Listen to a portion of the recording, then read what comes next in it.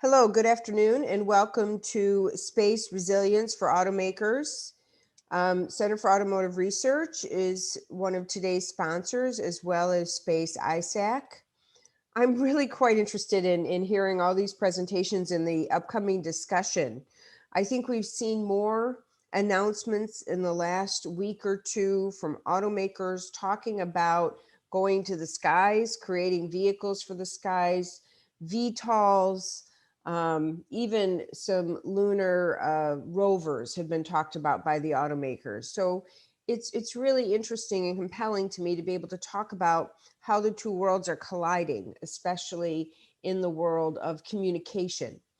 And that even includes the space between the air and the ground where the drones reside, which today is another interesting airspace that needs communication protocols and management.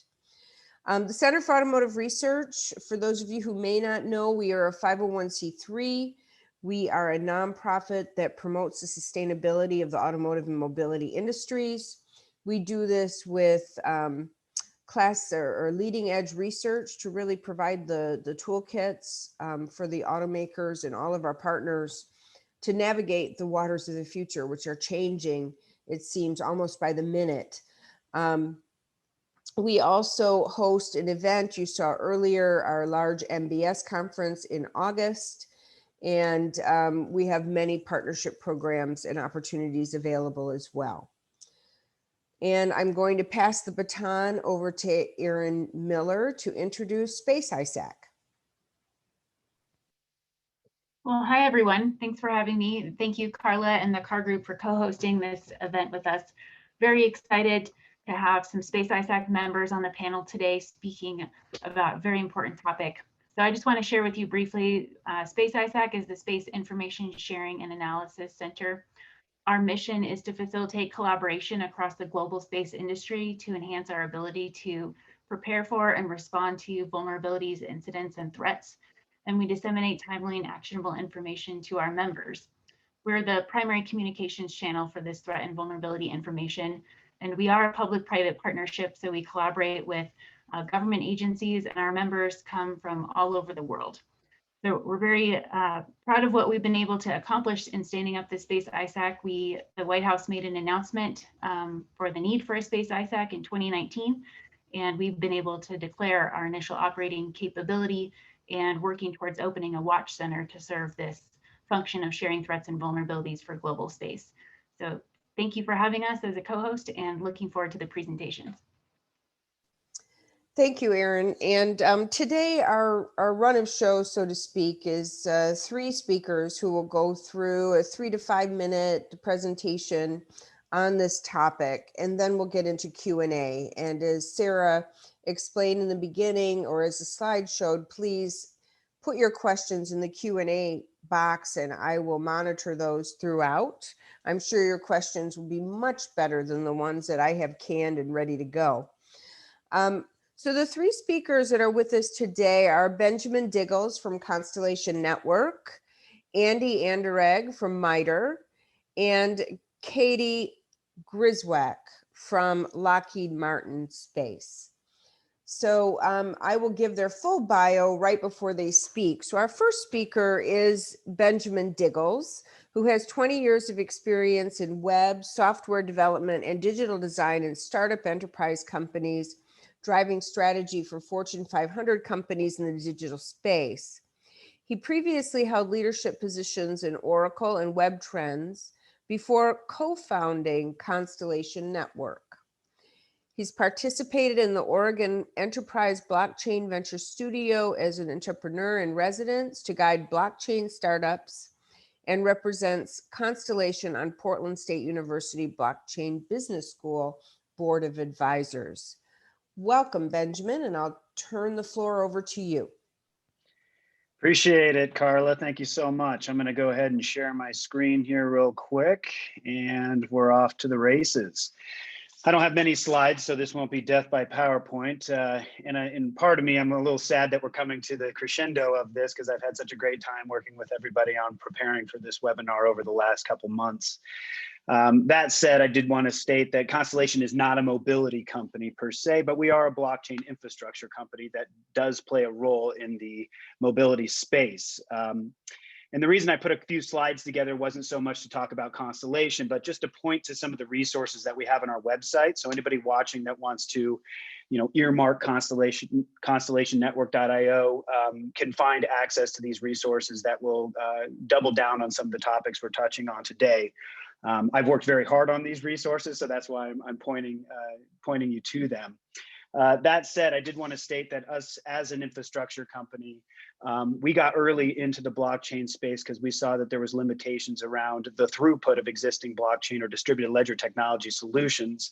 And so we have a big data solution that's really focused around transactional throughput of data through blockchain technology, which really allows for us to hit security measures that most technologies can't. And so that's why we decided to strategically join Space ISAC and get involved in mobility. And we see it as kind of a layer cake. That's kind of that graphic there where we believe that infrastructure really from the ground to air to space is instrumental in orchestrating the world's most important missions.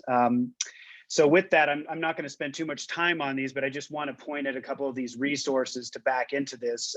I co-authored a paper around why data exchanges fail in a B2B environment, specifically around the automotive industry. We've been a very active member up to this point in MOBI, which is the world's largest mobility consortia, and contributing pretty heavily on what we can to educate not only these folks, but OEMs and tier 1, tier 2 suppliers on what it looks like to use blockchain technology effectively within their existing workflows and future workflows. So this is a really fun one because it shows kind of some of the systemic issues that are taking place and why automotive manufacturers are having a hard time exchanging data, which is a large piece of what allows these autonomous environments to take place. Another piece that I just want to touch on is we have a really good paper on LiDAR data and how to process and secure it. And the reason this is important, we're going to touch on here a little bit later, is just that these AVs are creating tons of data, which becomes rather complicated when it comes down to sharing it and allowing autonomous networks to really come to life. And so part of this, the reason why I'm a big believer in MOBI and the work that they're doing is they're very standards focused. They're doing the hard and deep work that's really paving the way for the future. I'm one of the co-authors for the Connected Mobility Data Marketplace around autonomous vehicle standards that was recently published this year. It was a lot of work. And the only reason I'm bringing this up, and again, go to MOBI and check out their website, check out our website, you'll get access to this stuff, is that they have a bunch of other standards, everything down to vehicle identity, supply chain, finance, and so forth. So the reason I bring this up is just because while we were going through this, all the participants in the working group for this specific standard had to pick different sections of the car and identify the data schemas of how these things are going to coexist. And to the LiDAR point, that was one area, camera and LiDAR data is where we raised our hand, but we also raised our hand on GPS. And so GPS data was one of the first things that as a group, as we talked about the security of this, this kind of ecosystem from a space perspective. That's why I raised my hand and said, hey, I could probably talk a little bit about GPS and how important this is. And being an infrastructure company, we largely feel that like space is the next untapped frontier. And not just because it's kind of sci-fi sexy, but because infrastructure is now being deployed not only in mass from private companies, but new software technologies like blockchain are unlocking capabilities that largely have been off limits up to this point. You add in 5G to that and some of these new pipelines of communication.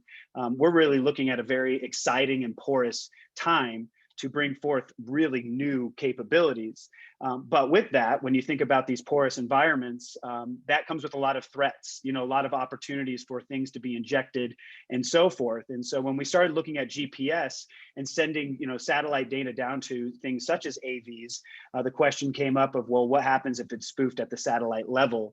And naturally, this being kind of an automotive focus, that was kind of like, all right, that's kind of where we draw the line and why we got involved in Space ISAC.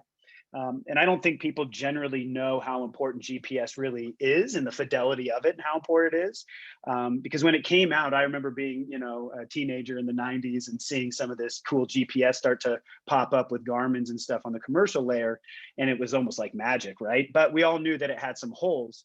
And a lot of folks don't really know, and I'm not going to go deep into educating folks on GPS, but it is a US government invention and owned technology. And so as of 2018, their L5 band is able to get roughly within about, I think it's around 30 centimeters of accuracy. So this is becoming very, very accurate. And a lot of people don't realize that things such as food trust and other really kind of key mission things from a kind of humanity perspective are really laying in the hands of this GPS technology, that if there was a threat or something was to take place, it could be problematic. So that's all I have for my slides, but I just wanted to kind of ground it here that there are some rich resources that we've done a great job on putting forth, so you can kind of dig a little deeper in some of these topics.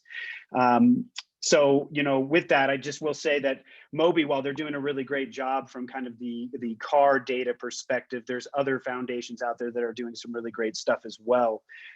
So I'm going to go ahead and take a pause. Carla, are we on track so far? Are we doing pretty good? Doing absolutely great. And, you know, I find it really interesting, you know, spoofed at the satellite level. I mean, who would think that this actually is something that the vehicles on the ground need to worry about? Can you just give me your thoughts on that for a second, about why that's so important and why we need to think about that? And you also mentioned the reams of data, the volumes of data coming from an AV. I mean, what then, you know, how do those intersect? Sure. Yeah, so I mean, I look at space like maritime, you know, it's unregulated. And now we've got folks like Elon and SpaceX blasting satellites up there and kind of doing their own functions. Facebook has a series of kind of low orbit satellites, and there's a lot of different flavors. But when you think about, you know, threat vectors from not only what's happening from the world, but also outward threat vectors, whether that be, you know, extraterrestrials, if you want to go there, or just like meteors or whatnot, that's something that's very important for us to collaborate on.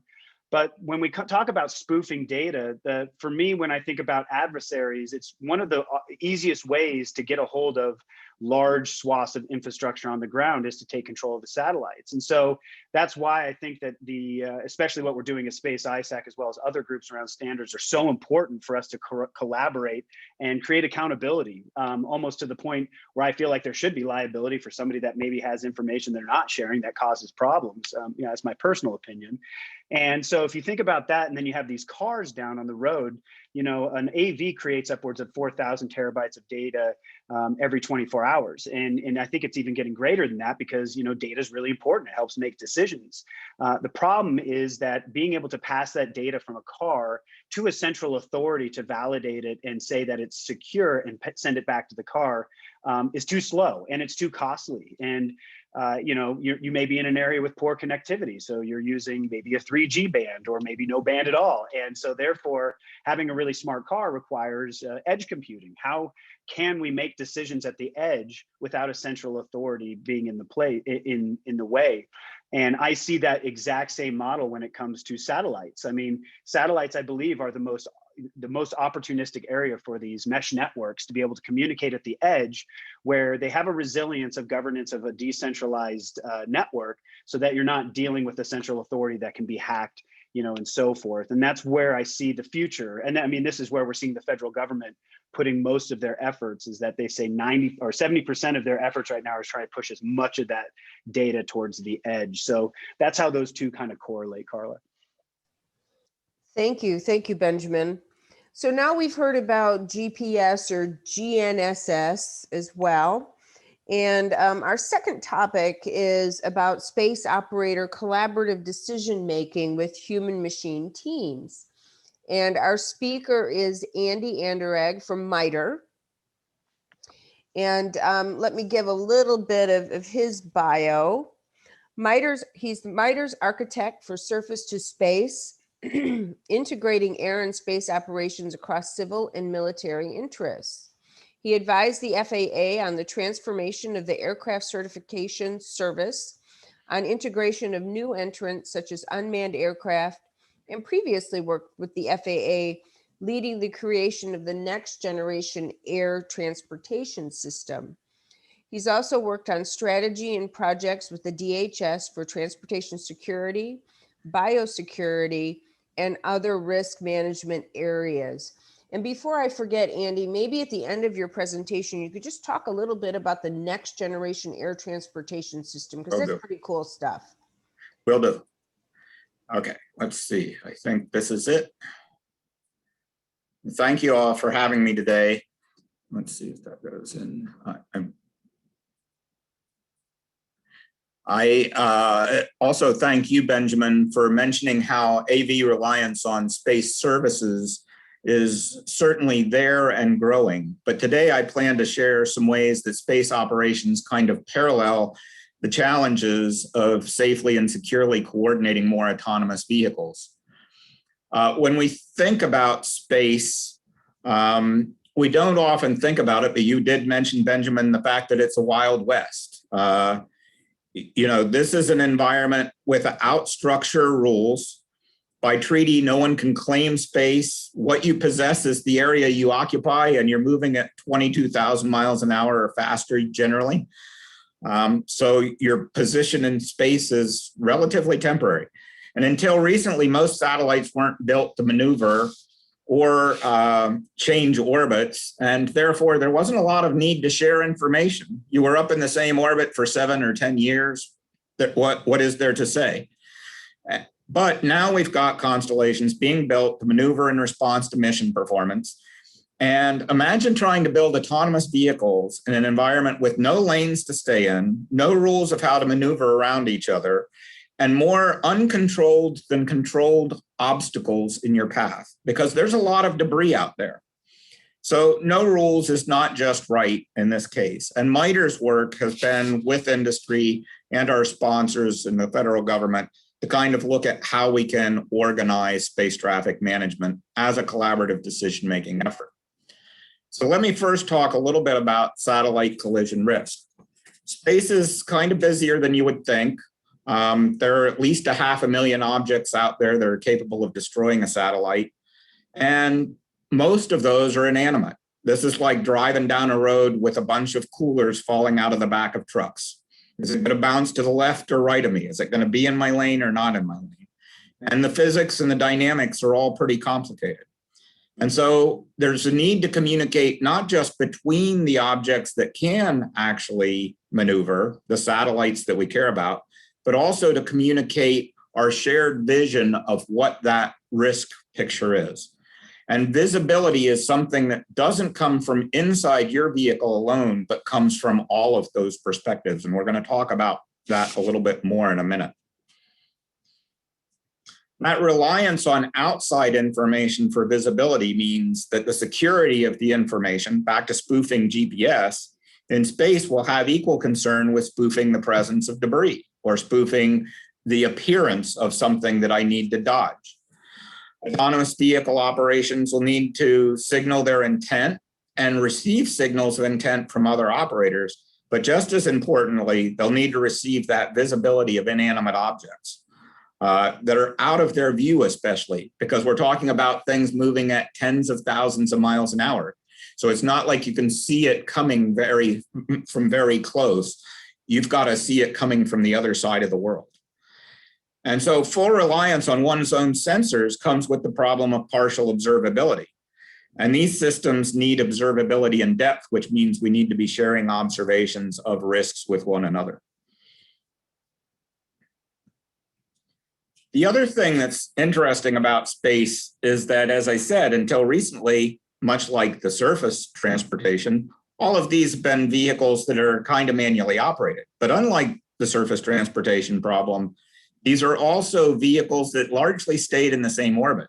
There was an occasional need to pass through another orbit, in which case emails, phone calls, and other kind of antiquated means were used to coordinate those maneuvers. Now we're talking about a world where the majority of the objects are actually part of a constellation with knowledge of its own actions and perhaps management across the fleet. So when we think about these new constellations, they're using swarm technology to take humans off the loop. It can keep track of the large number of members in the constellation and separate the members from each other by providing awareness across the swarm.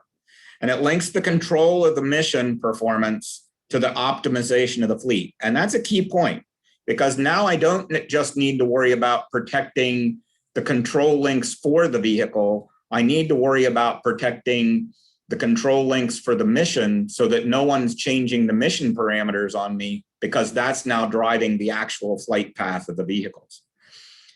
And so I also need to be aware of where all the other vehicles are. So again, if my swarm is only self-aware and not aware of other swarms, they could all autonomously be maneuvering for avoidance and get into a thrashing condition. So imagine if a make of car only communicated with other cars of the same make. That's kind of where we are at the moment in space, with each operator kind of thinking about the management of their own constellation and only beginning to think about how do they move beyond email to communicate with each other. So what does that mean? Well, collaborative decision-making is a technique that we've used in aviation for a while. The military uses it. It really is about power to the edge. It's about everybody makes their own decisions, but they have to be risk aware of those decisions. And especially if it's a human machine team, they have to have an understanding of one's own action in the context of all the others that are making collaborative decisions.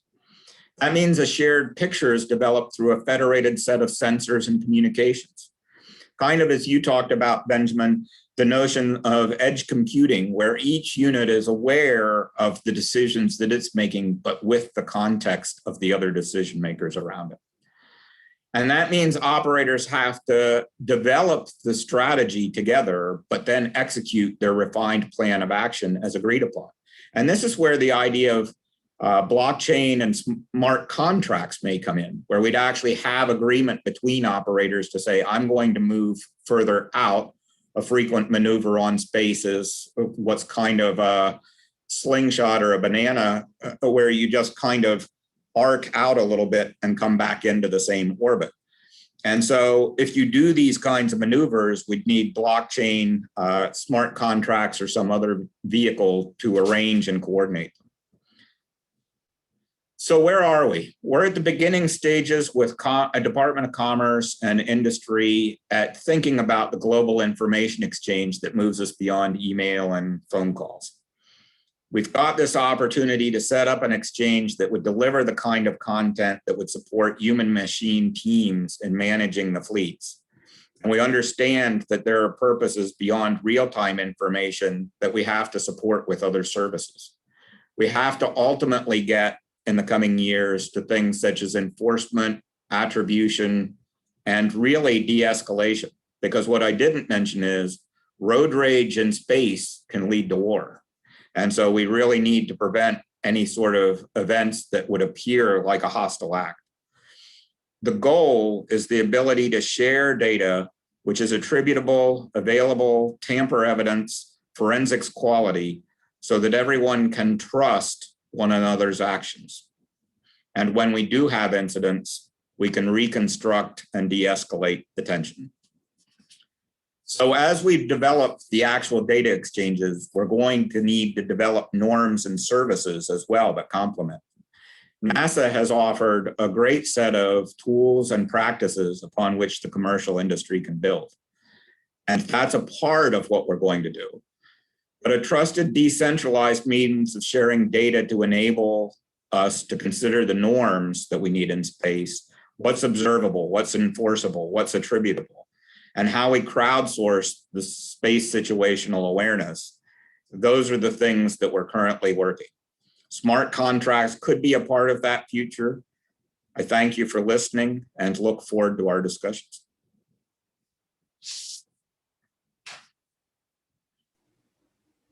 Thank you very much, Andy. And I think if you would stop sharing your screen, because our next presenter doesn't have slides. Thank you. As I was listening to your talking about this third party that would validate data and this global information exchange to share and trust data. this same kind of thing has been talked about for vehicles on the ground, but nobody's stepping up to take on this role. Nobody wants it, at least that I'm aware of. Are there people raising their hand, or who do you think is best equipped to do this, space or ground? One of the things people, I should say organizations have stepped up that largely are representative bodies of the space industry itself, because there's no one better than the industry itself to recognize its own vulnerabilities and risks and want to address them. So there are groups like Confers, and don't ask me to recreate what the acronym stands for, that have developed standards for things like maneuvers to dock with another satellite and perform routine maintenance, replacing batteries or solar panels on it. And so these industries that want to provide services are large, another couple would be the AIAA or AIA, the Aerospace Industries Association. Those organizations, I think, see through their members the risks and are interested in at least developing the norms. And that's really where we're looking to as the first opportunity, because regulation is probably a non-starter. And are the people who own that data willing to share it with these companies? That's one of the issues on the ground too. Everybody thinks their data is sacred and doesn't want to share it. That's their secret sauce, so to speak. I think this is where understanding the safety relevance of data becomes very important. There is an organization, Space Data Alliance, which is international in nature, that the participants actually do share information, but they're aware, if you will, of what is safety critical.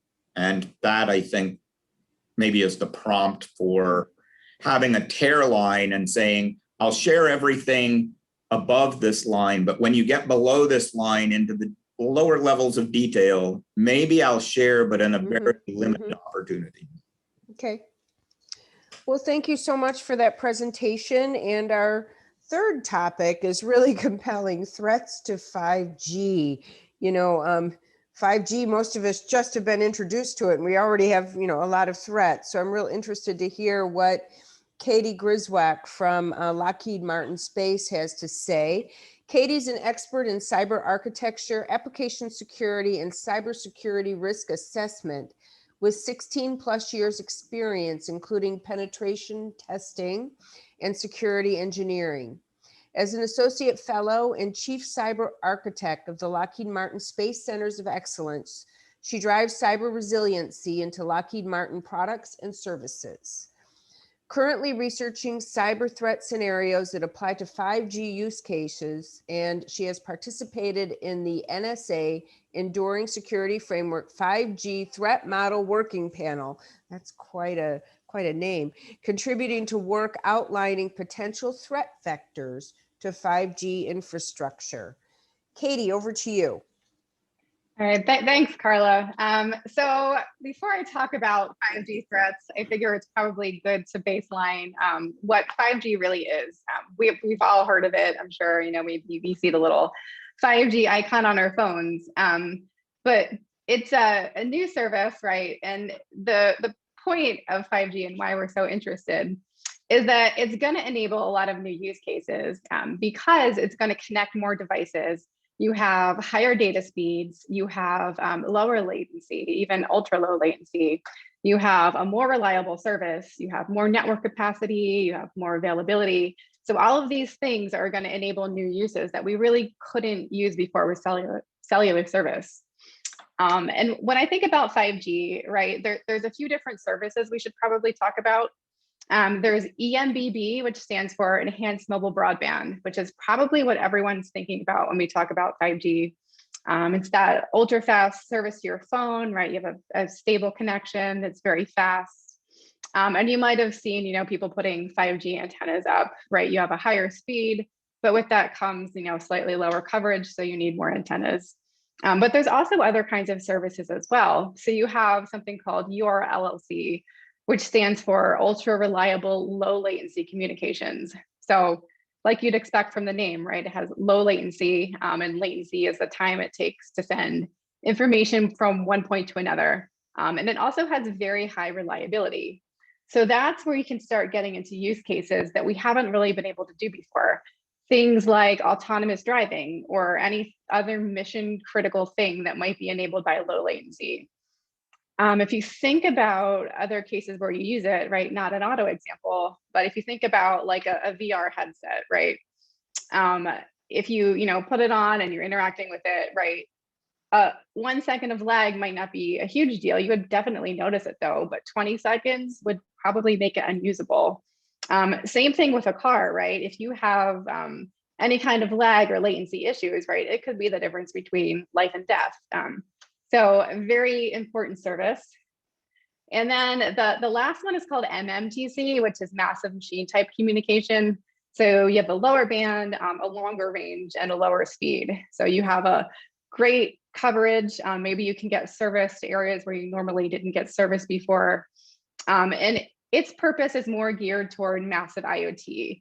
So you might have more sensors that are spread out, maybe things that only need to be intermittently active. And for an auto industry, that could really be anything, right? Maybe you have things counting traffic, maybe you have road signs that might be updated infrequently. So lots of different types of use cases that we're now seeing. And then there's also a couple things you want to think about with the architecture. So I will not get into it too deeply, but one of the things about 5G is that it provides an improvement to backhaul networks over previous technologies. And it's very configurable. There's a few concepts in 5G. One of them is called software-defined networking. So you're able to do your network management in a more programmatically efficient way, right? So you can target your network to improve performance and have better monitoring. So it's more like cloud computing than traditional network management.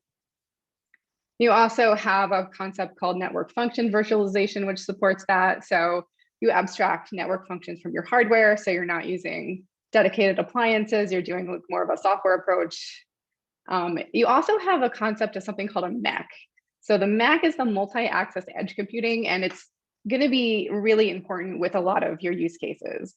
So you now have cloud resources that are at the edge of the mobile network, rather than being hundreds of miles away in a data center. You can only go to the edge of the mobile network to get service. So that's going to increase or lower latency, and it's just going to enable so many more use cases. And then one more thing to think about is the concept of 5G standalone networks versus non-standalone networks. So when we say 5G, that doesn't necessarily mean that you have a pure 5G network. So what we're generally seeing right now is that we have 5G networks that also have 4G functionality and support previous generations of protocols as well. So that's my background spiel. But now the part is, where does cyber tie into that? So I think Carla mentioned there was a recently released paper called Potential Threat Vectors to 5G that was developed as part of the NSA Enduring Security Framework. If you're interested in reading it, I think it's published at cisa.gov/5G. So I'll highlight a couple things from it, but it's a much more involved paper.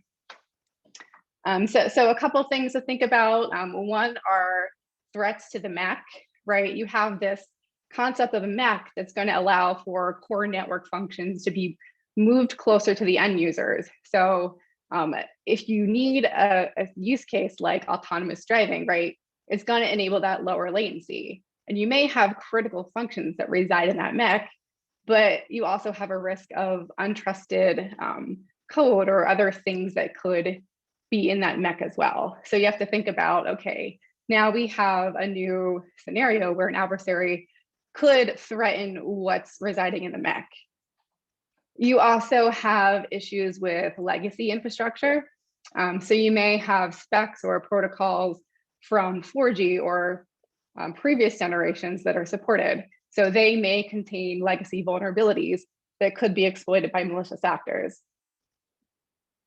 And then you have like more traditional threats. You have, general issues with software configuration, network security, network slicing, which relates to the isolation of traffic.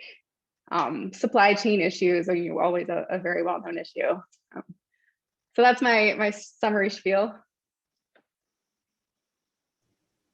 Thanks, Katie. Let me ask a starter question with you, and then I'll go to some broader questions. I just also want to remind the audience, because I noticed some people have joined recently. If you have questions, please put them in the Q&A box, and I'll be happy to get to those. I think you may know, Katie, that the FCC recently took away the dedicated band for autonomous vehicles, the 5.9 gigahertz band, and is giving it to some probably cellular companies or others. And there's debate ongoing about it, but that was the decision that came down. Do you have that kind of a dedicated band in the space network? And or if we don't have dedicated bands, what are the risks?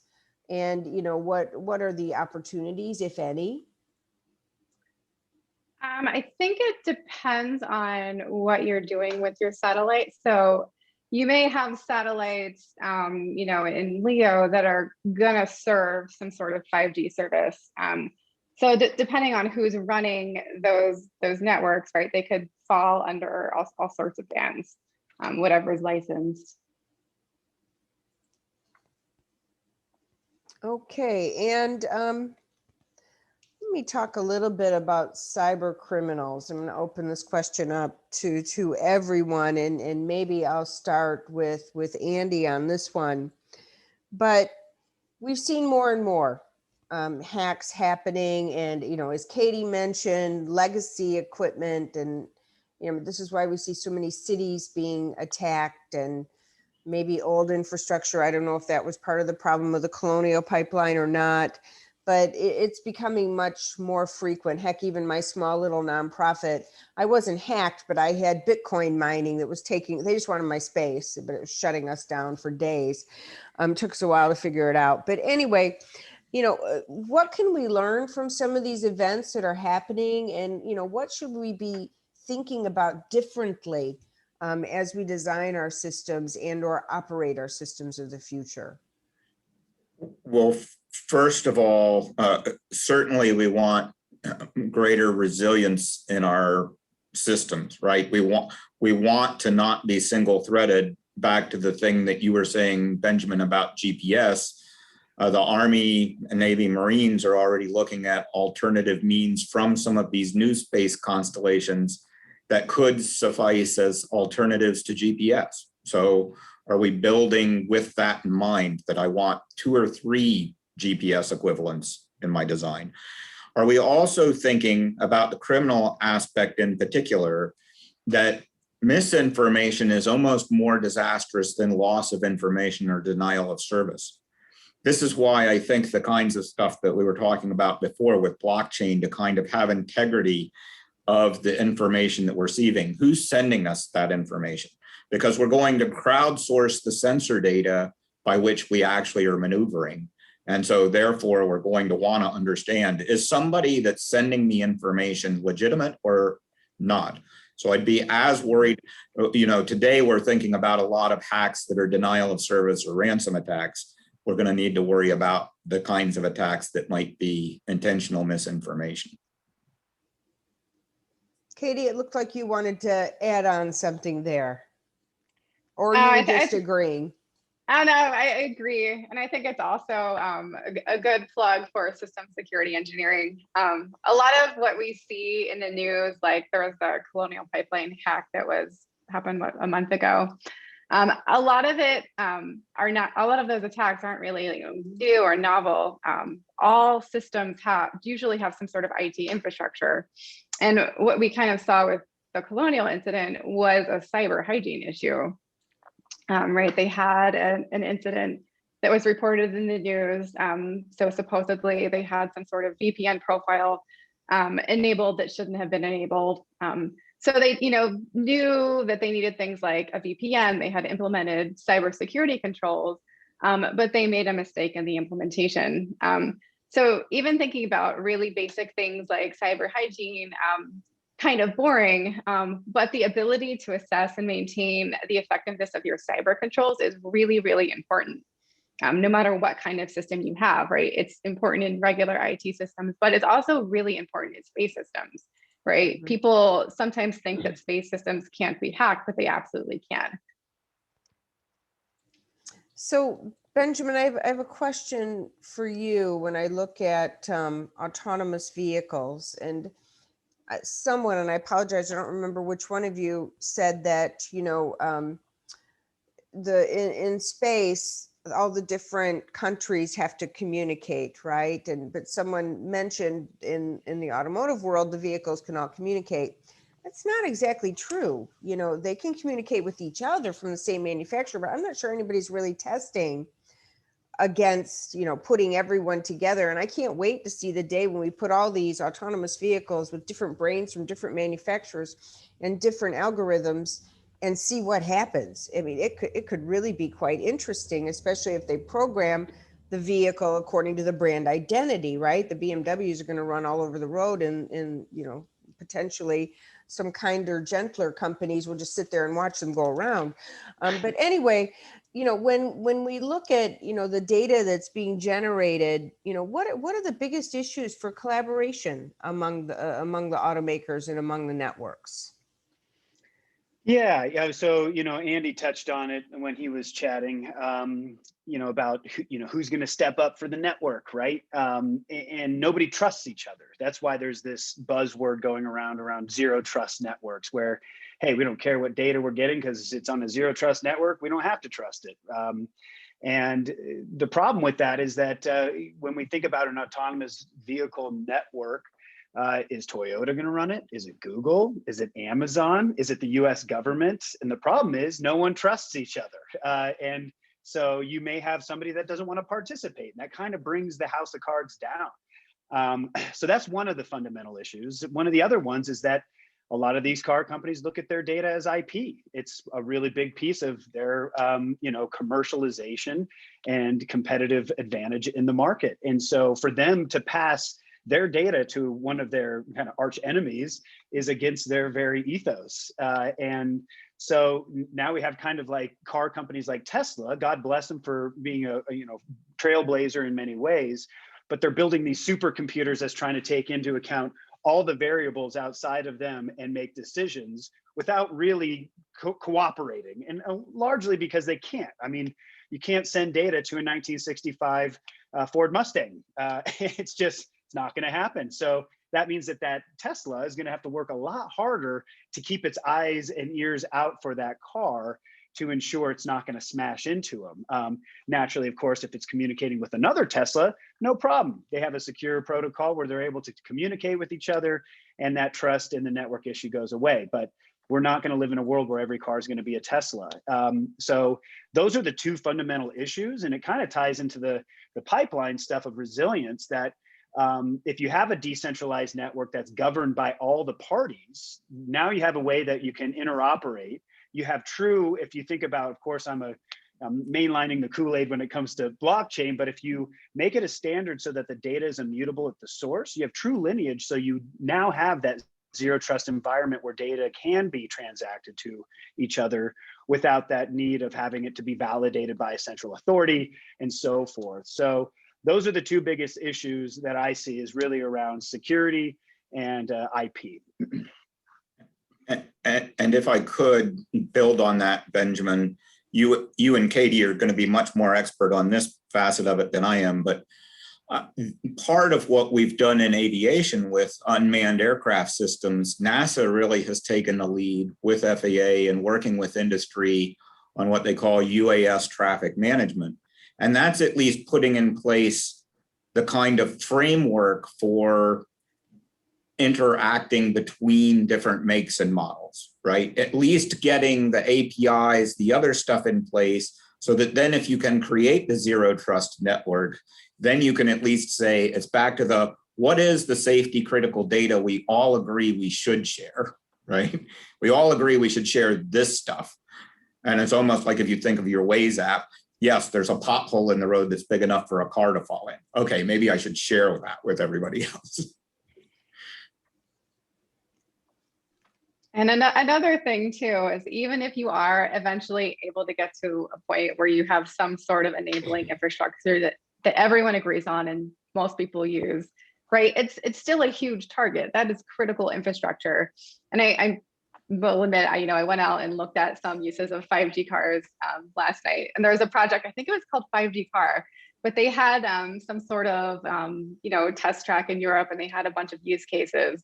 One of them involved like merging. So you had a bunch of like 5G connected cars that were driving around the highway, and like one merged and they all, communicated and adjusted. But they also had, other pieces of their infrastructure. So maybe, or I think they had 5G cameras so that they could detect like, cars that weren't connected or, obstacles. And I'm sure there's a whole host of other data you could put into those systems, right? Maybe traffic lights, calculating like what speed should a car go so they don't get, all the red lights in a row. But that's just such a huge safety critical issue. And you have not only people who want to attack your system, but you also have people that are going to misuse your system, not to like, hack into it or, hurt, kill people or cause accidents, but just for their own gain. If you think about, really kind of novel, like unrelated use cases or, threats, like maybe you have somebody who's a rideshare driver and they just kind of want to scan the system. So they're, spoofing their GPS location. Maybe the infrastructure picks up on that and, accounts for traffic that's not there. So lots of really interesting threats.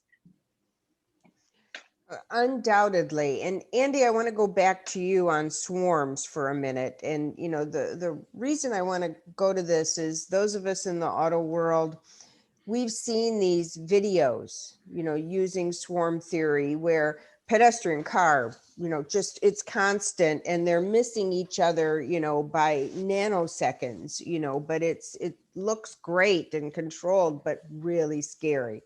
So when you talked about swarms earlier, how can we use swarm theory? And gee whiz, what happens if somebody, tries to do something with that data? It seems just like one glitch and it would be this catastrophe.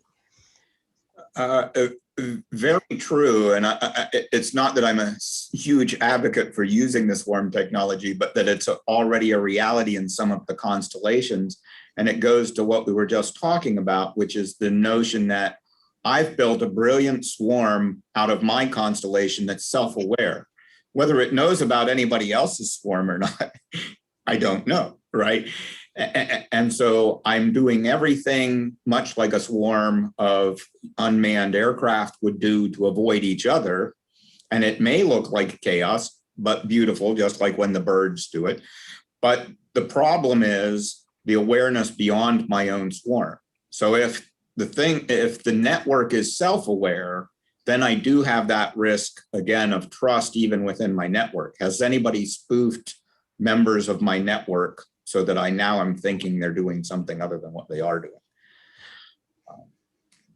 And that, I think, is one of the vulnerabilities. The other one will certainly be as we try to figure out how to get swarms to be aware of one another's action, and aware of one another's reasonings for maneuvering, right? That will be tricky.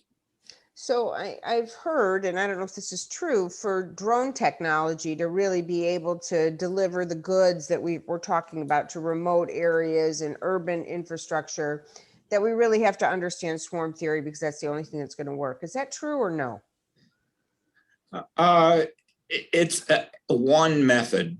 And then do we have competing methods across various industries where we're going to have to see what works out, right? Exactly. Yeah. So again, I think we need to have more experimental places that we can test out, having all of these drones going in multiple locations, because I certainly want things delivered to my house by drone, and I'm going to have a drone door so it can go in and put it right in my fridge. Doesn't that sound great? We have a question from the audience, and I'm going to do this one. This is for Benjamin. There have been mentions of blockchain distributed ledger technologies. A confusion from the panelists. The well-known global blockchains have fairly high transaction costs. How does that work with the large volumes of data coming off of coming off of some of the vehicles that we're talking about? Yeah, I mean, this is a great question. I mean, a lot of folks, when they think of blockchain, they think of extremely expensive databases that are slow, and they're not wrong. And that's really what we've been served with kind of the early renditions of what we've seen from Bitcoin, Ethereum, and so forth, where the transaction fees of being able to validate the data and then send it to another node or another constituent often costs more than the value of the data itself. So therefore, you have a moot point, you have kind of the checkmate, right? And as I mentioned in the beginning, you know, Constellation we saw this in the market, and that's why we created a blockchain that can handle those large scale orchestrations of data. And the way that we handle that is where we enable users like the federal government to deploy a privatized network where they can establish if they want to have a transaction fee. So it becomes a trade-off between resources or a transaction fee, right? So if you don't want to have transaction fees when you're orchestrating and validating your data, you just have to horizontally scale nodes. So you just have to have a lot of nodes in your decentralized network. But if you do want to establish a transaction fee, that's where the real opportunity comes from. And I'm nervous saying the word, but I'm going to say it, is cryptocurrency. And a lot of folks have been thinking about cryptocurrencies in the lens of financial trade, Bitcoin transactions and so forth. But it really is a way to transact value machine to machine that can be set by the manufacturer. So say you have GPS data that needs to be validated, you can stake or say how much it needs to be passed from one vendor to the next. And some of this data, to the points already made, is a lot more valuable than other data. So you have these micro networks with micro economies that are transacting data based off of how the developer or the institution wants to establish it. And while this sounds like crazy town, I've seen this stuff live where in DC, they have tracks where cars that are autonomous, nobody in them, have wallets that have a store of value, and try to remove your brain from money, but a store of value in which they can exchange for right away based off of the rules that they establish. And so this is really where things are going to come to fruition when it comes to cryptocurrency. And it's almost crazy to say this, but Bitcoin is what unlocked the power of what autonomous vehicles will really bring to fruition from a microservices and an exchange perspective. So that's why it gets confusing, because a lot of folks, there's a lot of stuff around Hyperledger, Ethereum, and Bitcoin, but those are very expensive networks because of the way that they've been constructed and architected, and that's why Constellation came to the table. And we're not the only ones. I'm not going to say we're the silver bullet. Of course, I think we are in many ways, but there's a lot of great outfits out there. And I'm a big believer that it's not one network to rule them all or one cryptocurrency to rule them all. They're all going to have utilities of function that will play a role in a decentralized governance perspective. Hopefully that made sense. Does anybody want to append to that, Andy or Katie? If not, I'll go to the next one.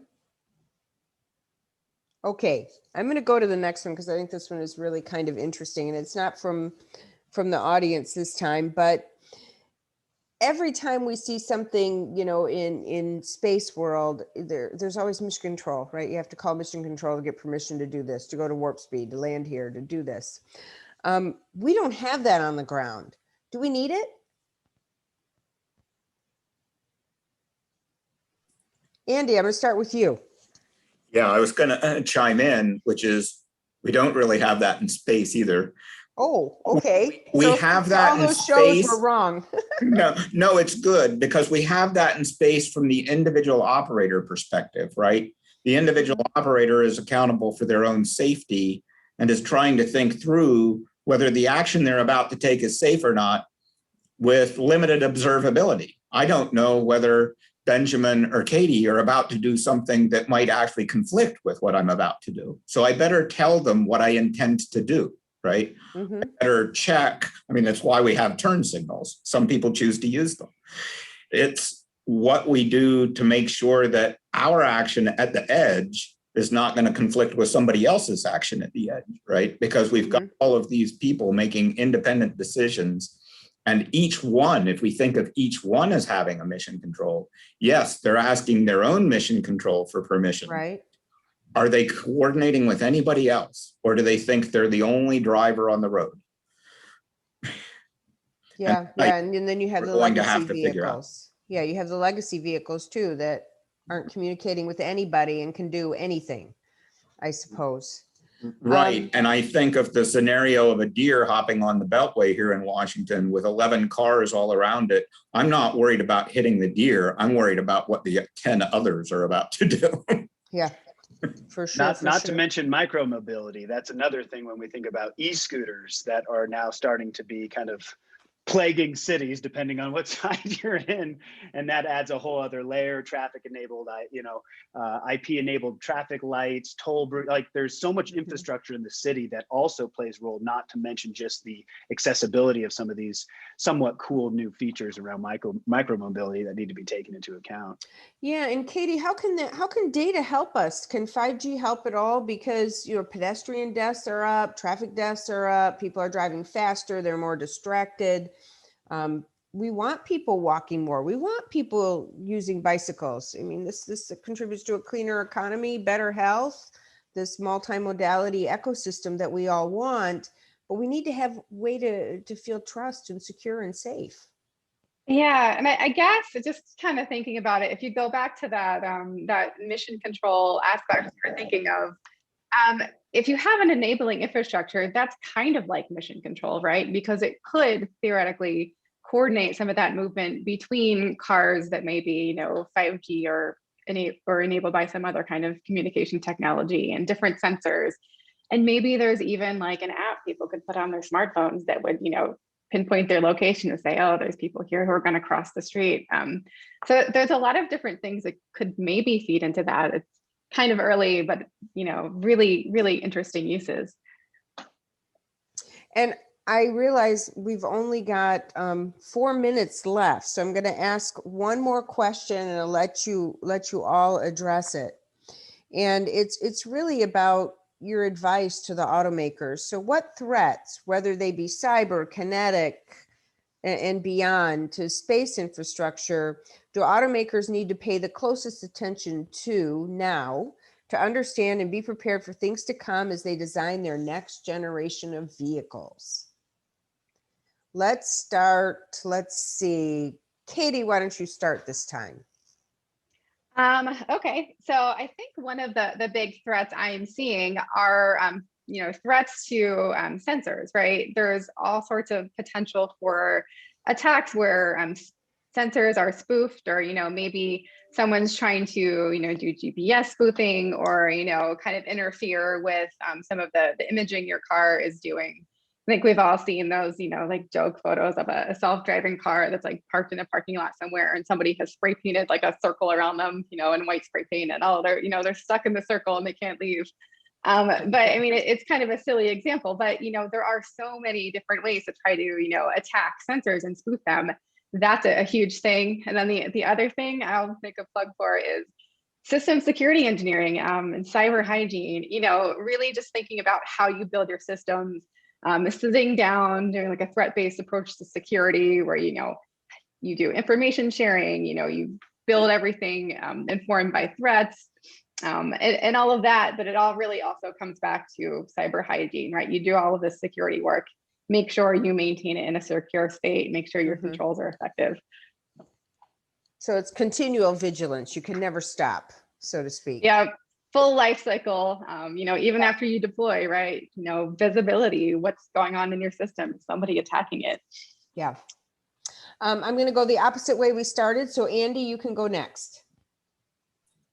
Okay, thanks. In addition to cyber, since you mentioned kinetic, the real thing that automakers ought to pay attention to is that the threats to the services they expect to receive from space do include kinetic threats, and not so much intentional threats, but accidental threats.